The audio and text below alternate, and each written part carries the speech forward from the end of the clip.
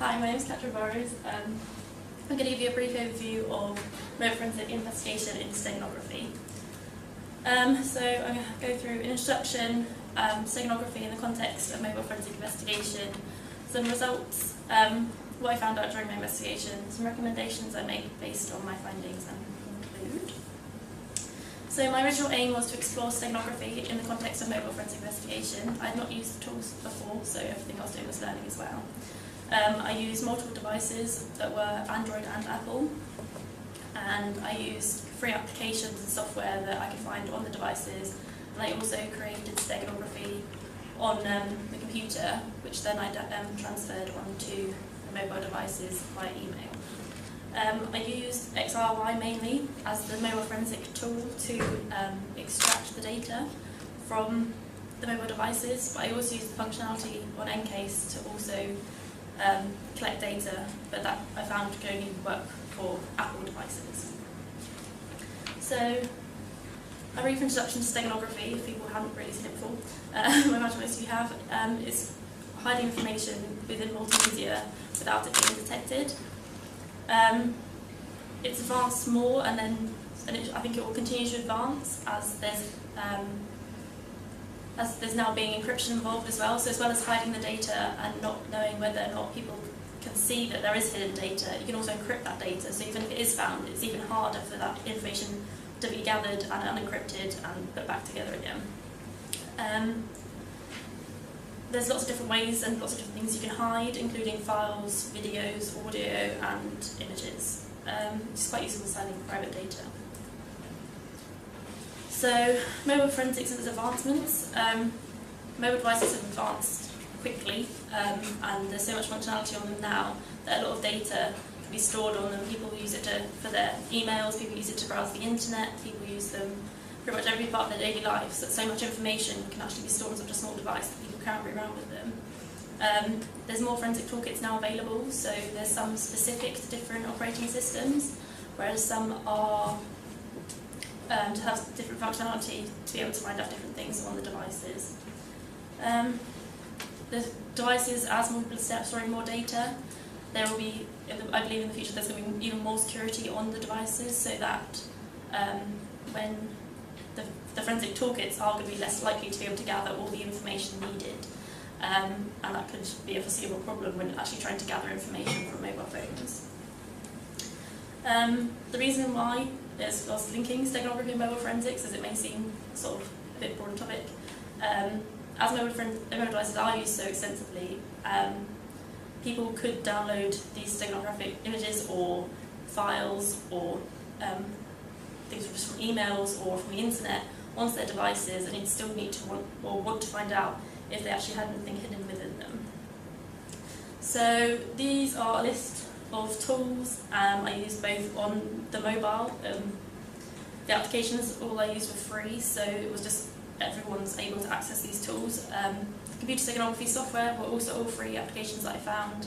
I wanted to try and use audio files, video files, and image files. So I wanted to try and test out as many as possible within my time in it. But I used XRY and EnCase to try and determine if I could find out if anything was hidden. I also used some free source, open source detection software as well, just to see if they actually made any impact and if they could be used to detect if anything was hidden. So these are the variety of devices I used. I wanted to make sure it's Apple and Android, as these are the most common mobile devices used, and it was kind of a range of version systems, from the oldest I think being probably iPhone 3G, and the newest was the iPad 2 mini, which I'd updated to the newest iOS version. So all the apps were worked on depending on which device. I wanted to kind of follow forensic procedure so that if I would collect it in a way that it would have followed like ACRA guidelines and sort of things, so just to make sure that everything would be as if it was an investigation. Here's an example of what I made of some of the images. So both images were taken on mobile devices.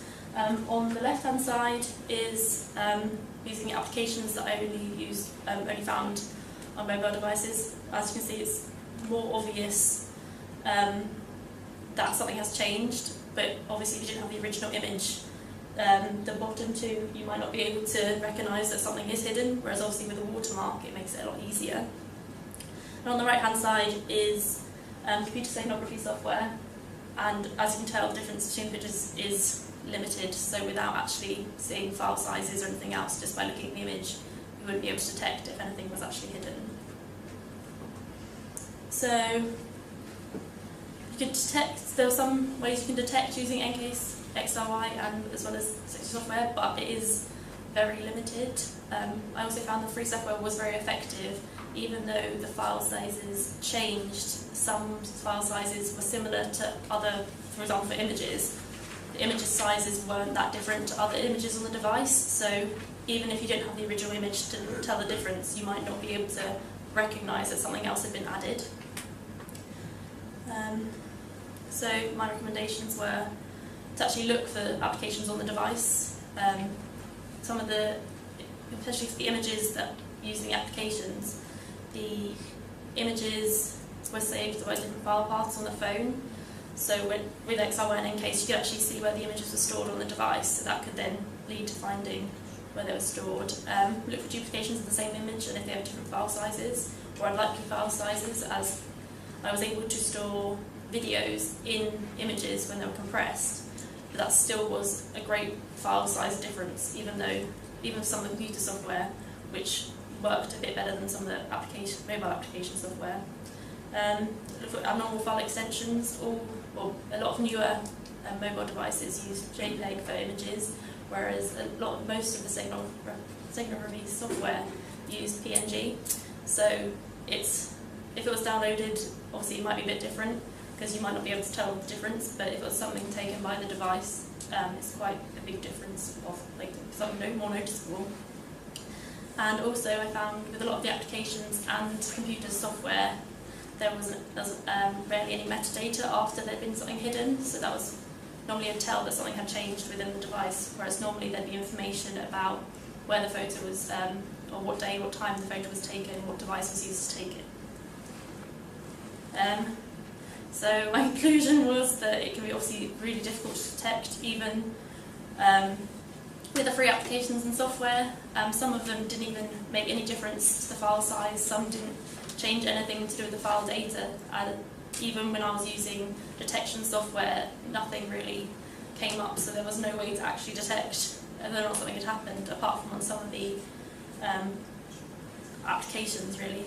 And it's easy for people to kind of download the images or videos or audio files from an email onto their phone in a different format, so it would be difficult to detect overall. But there are some applications which actually scan the phones to check, but they still aren't 100% certain. So even with the detection software, there's not 100% certainty of it.